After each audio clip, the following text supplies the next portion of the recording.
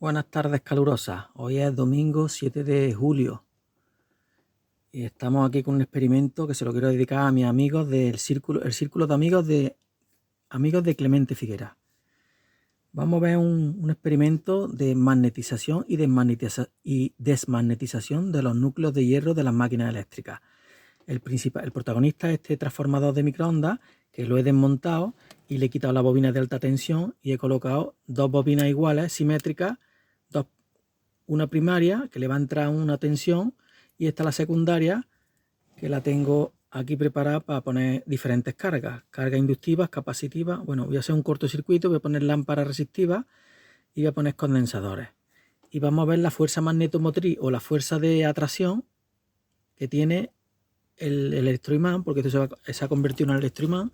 Al romper y al rajar la soldadura le he puesto por detrás un fiso para que no se mueva y tenemos aquí la lengüeta que sube y baja y un muelle para no tener que estar levantando yo con el dedo y poder grabar con la cámara.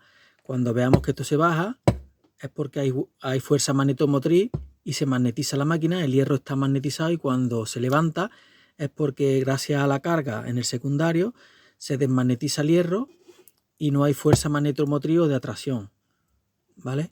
Entonces estamos estudiando porque sabemos que cuando un generador da vuelta el imán permanente sobre el estator, genera unas corrientes de salida en esta bobina. Entonces, dependiendo de la carga que tú pongas aquí, sabemos que el núcleo se magnetiza o se desmagnetiza, ¿vale? Aumenta la fuerza magnetomotriz en sus polos o en sus masas polares o en su núcleo, o se desmagnetiza. Aumenta y disminuye la fuerza magnetomotriz dependiendo de la carga que pongamos. Entonces, como nosotros tenemos poco acceso a máquinas eléctricas de movimiento, vamos a hacer un sencillo experimento para ver qué ocurre con las cargas capacitivas y las cargas inductivas. Entonces, aquí tenemos el experimento y el vídeo de hoy: magnetización, desmagnetización de las máquinas eléctricas contra corrientes. Cogemos la red eléctrica doméstica de 230 voltios, alimentamos un batímetro para ver el consumo, que aquí he puesto los consumos dependiendo de las cargas. De aquí conectamos un variar regulable de tensión, un autotransformador, porque trabajas con alta tensión, con la tensión de red es muy peligroso y las fuerzas que se producen magnéticas y eléctricas son muy fuertes, nos podemos accidentar. Tiene mucha fuerza de atracción o también puedes electrocutarte si te equivocas. Entonces tenemos el transformador, aquí veis el núcleo, sesión abierto, el transformador, una relación de transformación 1:1, quiere decir que es la misma espira de entrada que de salida. Lo vamos a alimentar en 34 voltios. Cuando está bajo carga, cuando ponemos carga, se viene a 30 voltios la tensión, ¿vale? Pierde unos 4 voltios, pero más o menos para que tengáis una idea de la tensión de trabajo, para que no nos accidentemos. Por si alguien quiere replicar estas cosas, mucho cuidadito con la electricidad, ¿vale? Con 30 voltios no te va a pasar nada.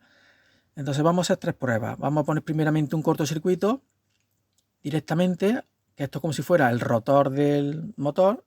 Este rotor sería el primario, que engendra corrientes magnéticas y flujo magnético en el secundario, y el secundario, que es este, sería las bobinas de salida del generador, ¿vale?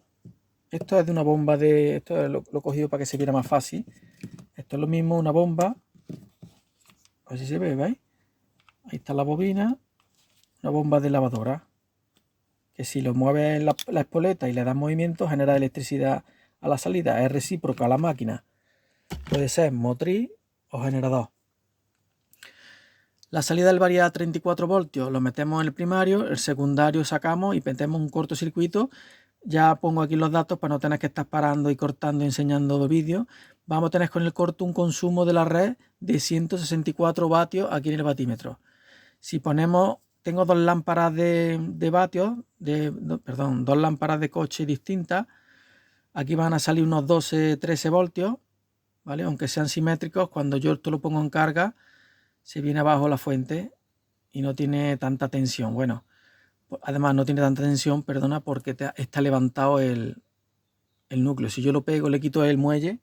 Si yo le quito el muelle, van a salir 30 voltios de aquí y me voy a fundir las lámparas. Pero como está levantado con un muelle, para que el muelle haga así, entonces aquí voy a tener menos salida. 34 voltios con esto pegado. Pero cuando está levantado con el muelle, aquí van a salir unos 12 o 13 voltios.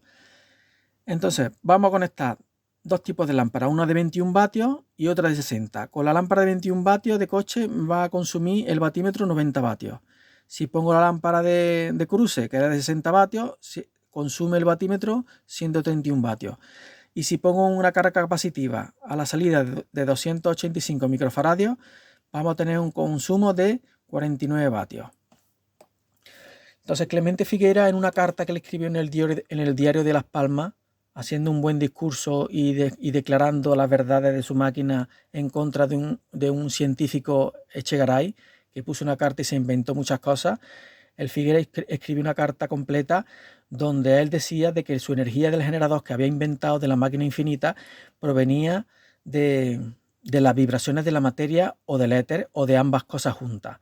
Sabemos que la vibración eléctrica, que es la variación de una corriente eléctrica, puede generar o engendrar una vibración magnética apoyado en bobinas y en núcleos magnéticos. Esa vibración magnética genera una vibración de la materia del hierro. La bobina, cuando tenemos la bobina aquí, la corriente variable pasa por la bobina y genera una vibración magnética. Esa vibración magnética vibra con el hierro, se amplifica con la masa del hierro. El hierro, las partículas microscópicas del interior de la masa del hierro, que se le llama normalmente dominios magnéticos, son como partículas pequeñas de imanes pequeños que rotan al compás del son que les marca el campo magnético de la bobina. Y después esa vibración de la materia del hierro se conforma y genera una fuerza. Esa fuerza se puede ver claramente en los motores eléctricos o en la fuerza que vais a ver aquí de atracción, que es grandísima la fuerza. Entonces, dependiendo del tipo de carga, si es inductiva o capacitiva, la fuerza magnetomotriz que va a generar la máquina mengua, o la carga inductiva mengua y desmagnetiza el núcleo. Cuando nosotros vamos a hacer aquí un cortocircuito, esto es como si fuera una carga inductiva, porque estamos sacando, esto es solamente una bobina, carga inductiva pura, al cortocircuitar, vamos a ver cómo el muelle se levanta y nos atrae y la podemos levantar fácilmente. Y sin embargo, cuando ponemos una carga capacitiva, aquí en el extremo este, que realmente no es capacitiva pura porque tenemos una carga inductiva del secundario más capacitiva, pero bueno, crece y remagnetiza la máquina. Entonces, cuando nosotros tenemos un generador convencional o un grupo electrógeno y nosotros ponemos unas cargas capacitivas, dependiendo de la frecuencia y el desfase de la onda de rebote, del reflejo de la onda del condensador sobre la bobina, pues normalmente puede remagnetizar la máquina y entonces aumenta y satura el núcleo, dependiendo ya del grado y el tipo de triglicéridos, el tipo de condensador que pongamos, la cantidad. Va a haber un reflejo magnético y va a remagnetizar la máquina o desmagnetizarla, pero normalmente cuando ponemos carga inductiva, bobinas, motores, etcétera, el generador se desmagnetiza, pierde fuerza magnetomotriz. Ahora lo vamos a ver cómo se puede levantar fácilmente. Se puede levantar fácilmente el núcleo cuando ponemos una carga inductiva pura. Bueno, ya pasando, ya sabéis la teoría, ahora vamos a verlo con la realidad. Nosotros tenemos el variar, que cuando lo enchufe, ahí tenemos esa tensión, o esta que se ve aquí, unos 30 voltios, veis que tiene 20, 30. Tenemos ahora un consumo, este consumo tenemos de 1,3 amperios. El batímetro me está marcando con el transformador en vacío 32 vatios. Y vemos como si yo le quito el muelle,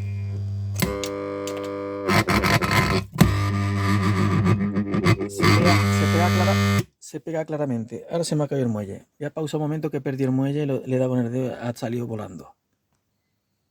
Bueno, chavales, observad que he puesto un cortocircuito ahí, directo, ¿vale? El cable cortocircuitando. Y vamos a encender, ahora mismo le quitar el muelle, ¿vale? Para que veáis la fuerza para yo poderlo levantar. Le doy, vamos a ver, los amperios se han disparado más de 5. Tenemos 172 vatios. Aquí tenemos apuntado 164 porque es cuando lo hice con el muelle. Y al tener más pegado el imán, las dos placas, fijaros ahora, tengo el corto, mirad. Puedo abrir perfectamente, ¿lo veis? En cuanto yo le quito esto, veis que no hay manera de levantarlo, es imposible. Para que lo veáis con el muelle, le doy ¿Veis cómo el muelle lo pega? Apago. Le doy la corriente. Se pega. Cuando hago el corto, mira lo que pasa, cómo se levanta. Se desmagnetiza, pierde fuerza magnetomotriz y se levanta. Bien, otra prueba, gachupino. Vamos a coger y vamos a poner la lámpara.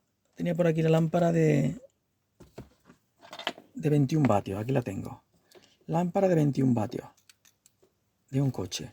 Preparada con su banana joy. Aquí le damos marcha. Vemos la tracción que genera. A ver, quita la mano de en medio. Se levanta, ¿lo veis? Se levanta y se libera. Sin embargo, si lo quito, está agarrado, ¿vale? Bien. Vamos a parar. Vamos a poner la de 60 vatios, que tiene más corriente. Mientras más corriente tiene pasa por la bombilla, porque es de más vataje, va a haber más corriente por la bobina del secundario. Entonces la carga inductiva, el campo magnético que se genera en la secundaria, está desmagnetizando. Esta magnetiza, la de arriba está magnetizando el hierro y esta desmagnetiza el hierro. Entonces, por eso se levanta. Vamos a ponerlo. Fijaros que levanto fácil. Ahora tienes un montón de brillo, son 60 vatios. Si le quito esto, se pega. ¿Veis cómo se levanta? Bien. Paramos. La siguiente prueba. Esto estoy haciendo todo con baja tensión, para que no haya peligro de accidentes ni electrocuciones.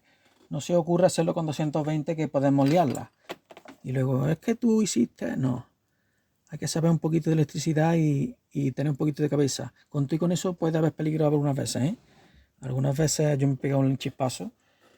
Tenemos entonces ahora una carga capacitiva que tenemos aquí 285 microfaradios. En esta caja que tengo yo de condensadores he seleccionado aquí 115 más 72 más 36 más 62, salen 285 microfaradios. Y ahora vamos a poner, cuando yo diga, voy a hacer así, voy a conectar y vamos a ver qué pasa, que hemos dicho que con el condensador magnetiza, remagnetiza la máquina, ¿no? Vamos a darle, lo ponemos, mirad cómo baja más, 1, 2 y 3, ya, mirad cómo baja. Voy a aumentar el tamaño ahí de la pantalla. Mirad la extensión del muelle, ¿no? Voy a poner condensador, ya. ¿Veis cómo baja? Vale, entonces tenemos que cuando... Vamos a tirar para atrás. Cuando ponemos carga capacitiva, se remagnetiza. Y cuando ponemos un corto, como solamente queda la bobina pura, entonces es la máxima carga inductiva y lo que hace es que desmagnetiza el núcleo. Sin embargo, con los condensadores remagnetiza y aumenta la magnetización. Pero claro está, fijaros los consumos. En vacío, esta máquina en vacío gasta... Espérate, voy a quitar este de medio. En vacío esta máquina suele gastar unos 30 vatios. Vamos a verlo. Así con esto que he quitado, vamos a enchufarlo.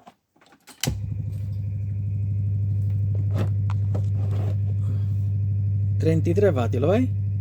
Si le quito el de este, gasta menos, claro está, porque hay mayor transmisión magnética, aumenta la impedancia de la bobina o del electroimán o del transformador, como la queramos llamar. Entonces, al aumentar la impedancia, aumenta la resistencia al paso de la corriente variable. Vamos a enchufarlo. Veréis cómo consume menos. 29 vatios. Y esto ahora aquí tiene un montón de fuerza magnetomotriz, y eso que está a 30 voltios, que esto puede aguantar los 220.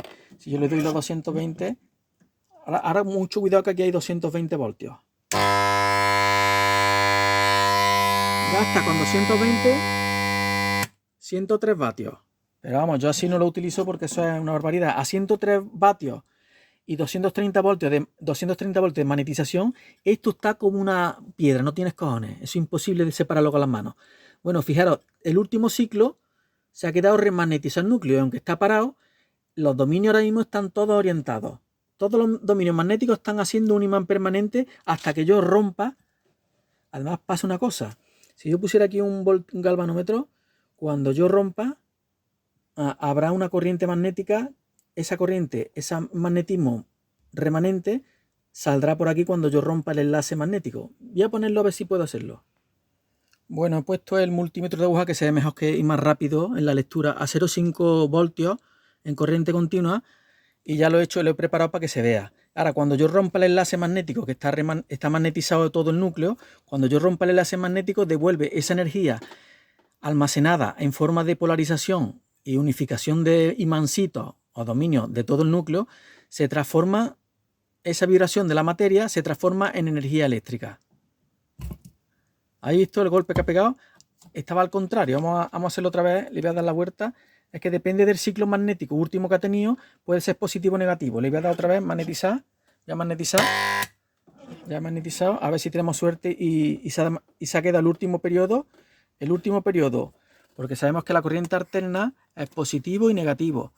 Entonces, dependiendo del último periodo que haya ocurrido cuando yo corte la corriente, puede ser que aquí haya una magnetización, los imanes estén así o estén al revés. Dependiendo de cómo estén, cuando yo abra la corriente por el hilo de aquí del secundario será un sentido o de otro. Vamos a ver si ha coincidido con el sentido. No, está al contrario también. Bueno, ya está, no pasa nada. Es cuestión de suerte. No lo voy a repetir más para no alargar el vídeo. Voy a dar alguna recapitulación o resumen de algunas ideas muy importantes del tiempo que llevo estudiando Figueras. Datos de Figueras en noticias. Cuando salió en la prensa en aquellos años, se expandió de manera deliberada que su generador extraía la energía de la atmósfera o del planeta o colectar el fluido eléctrico del espacio. Eso es falso y lo explica él en su carta al diario de Las Palmas. Incluso el recién programa de cuarto milenio de Iker Jiménez, a fecha de hace pocos años, sigue diciendo que extrae energía de la atmósfera. También se falsea el origen de fabricación de las piezas del generador. Este generador de la máquina infinita se fabricó en España, en piezas y dicen que es de Berlín y de París. No, se hicieron en talleres españoles, señores. Se fabrican en talleres nacionales. La energía, y también dice lo que dije al principio, la energía se extrae de las vibraciones de la materia o del éter o de ambas juntas. ¿Vale? ¿Por qué he estado explicando sobre la magnetización y desmagnetización? Porque lo que tengo más reciente estudiado y que en relación con la máquina de Figueras es la reacción del inducido y los polos ficticios que se generan. Cuando en una máquina de tipo generador rotativo, no de este, porque este tiene más que dos polos, cuando empieza a girar el campo magnético rotativo, imaginaros que tenemos una máquina de muchos polos y esto está generando un vector magnético del rotor. Pues paralelamente al rotor existen unos polos que se generan de forma automática que siguen el desplazamiento del rotor y son corrientes de reacción iguales que las corrientes que hemos visto en este experimento. Son corrientes que reaccionan y lo mismo magnetizan que desmagnetizan el núcleo. Entonces, esos polos ficticios pueden magnetizar o desmagnetizar el núcleo dependiendo de la carga que pongamos en el generador.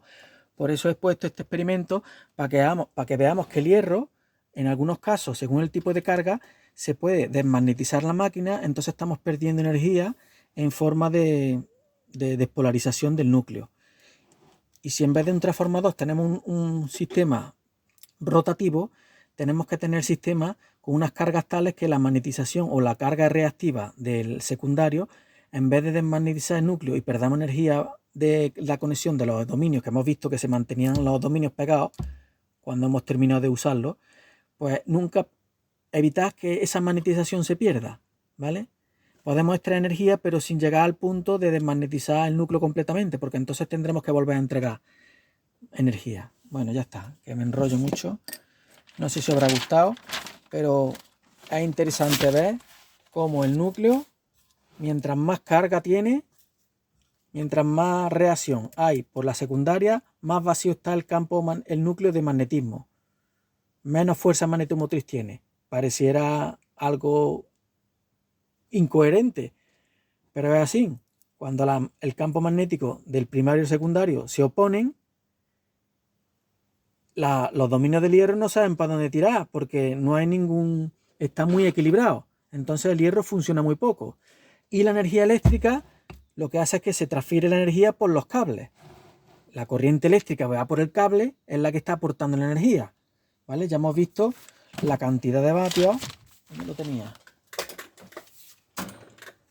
Ya hemos visto que aunque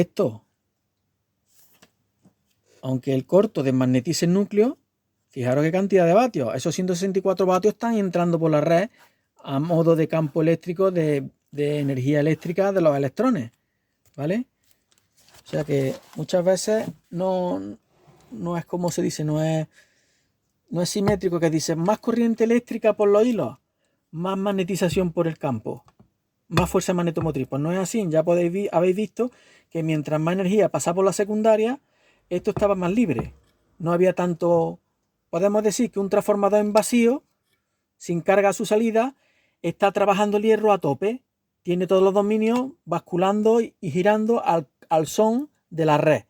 Sin embargo, cuando ponemos una carga muy alta aquí, las contracorrientes producidas por el secundario despolariza el núcleo y entonces hay muy poco campo magnético direccional de un solo vector, sino que están en contra, están anulándose unas corrientes con otras. Son contracorrientes que hacen que al liberar la impedancia del bobinado primario, entre a saco la corriente por la red, ¿vale? Nosotros tenemos una resistencia interna gracias al núcleo, una resistencia, una impedancia. Si nosotros polarizamos inversamente o mandamos mucha corriente por el secundario, el hierro se desmagnetiza. Por lo tanto, la impedancia es como si desapareciera el núcleo. Es como si no hubiera hierro, porque no se está comportando como amplificador de la corriente del primario. Está, digamos, como si no hubiera núcleo. Al no haber núcleo, ¿qué pasa? Que entra la corriente a saco por el primario. Y toda la corriente y la energía para transferir viene de la red, viene del cable. Ya no está trabajando apenas trabaja el núcleo, ¿vale? Eso es lo paradójico que ocurre, que uno podría decir, mientras más saco energía del secundario, tiene que haber un campo magnético muy fuerte aquí. Pues no, señores, es al contrario. Fíjate qué cosa más curiosa. Venga, hasta luego, muchas gracias por ver estos vídeos y un abrazo a todos mis amigos del foro de Clemente Figuera. Gracias, amigos.